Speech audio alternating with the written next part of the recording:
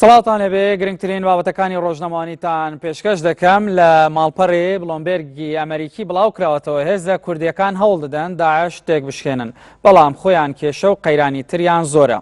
ماڵپەڕەکە ئاماژەی بەوە داوە کە کورد هیوای ڕۆژاوایە، بەڵام لە هەرێمی کوردستان لە ئێستادا قەیرانی ئابووری و سیاسی هەیە. ماڵپەڕەکە ئاماژەی بەوە داوە بەهۆی قەیرانی داراییەوە حکوومەتی هەرێم نەیتوانی موچەی فەرمانبەران لە کاتی خۆیدا بدات. ماڵپەڕەکە ئاماژەی داوە بە قەیرانی پرسی سەرۆکاتی و جیاوازی تێڕوانینی هێزە سیاسیەکان و ئەو تەنگەژە سیاسیانەی لە هەرێمی کوردستان بوونیان هەیە.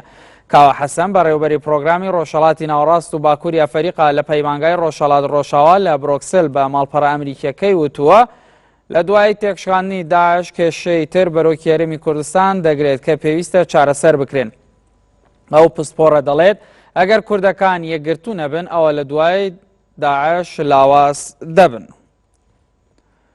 هەروەها لە ماڵپەڕی نیویۆرک تایمزدا بڵاو کراوەتەوە باراک ئۆباما سەرۆکی ئەمریکا لە وتاری شەوی یەکشەمەدا جەختی کردەوە لەسەرەوەی ئیدارەکەی ئۆپەراسیۆنی دژ بە داعش بەرفراوان دەکات بۆی مەترسی تەرۆر کەم بێتەوە.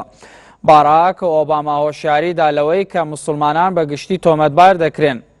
ئۆباما ڕایگەیان داعش هەستی پەراوێزبوونی زۆرێک لە موسڵمانانی قۆستۆتەوە.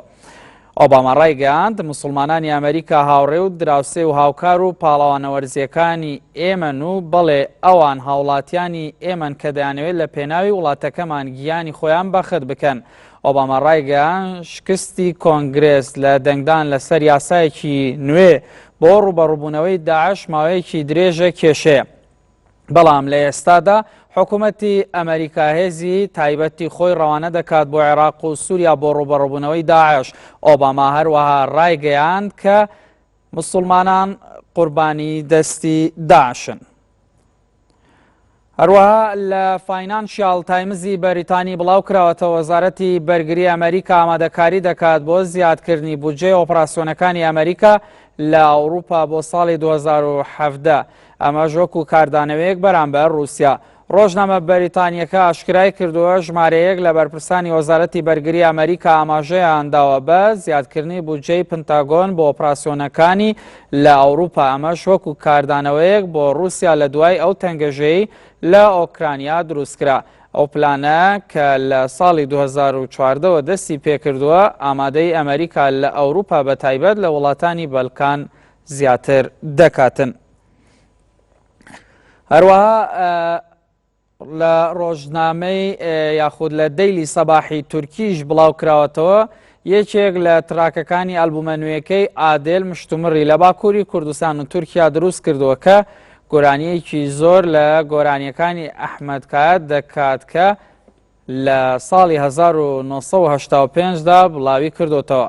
هەوادارانی ئەحمەدکایەت دەڵێن گۆرانیەکەی ئادێلێ بە ناونیشانی 1 ملیۆن ساڵ لەمەوبەر زۆر لە گۆرانیەکەی ئەحمەدکایە دەکات بە ناونیشانی ئاجی لارا تۆنماک گوڵتینکایە. خێزانی ئەحمەدکایە بە دەیلی سەباحی وتووە ناکرێت ئەستێرەیەکی جیهانی ئەو کارە بکات، بەڵام ئەگەر مەبەستی ئەو کارەی کرد یاخود مەبەست ئەو کارەی کردبێت ئەوە دزیەکی ئاشکرایە.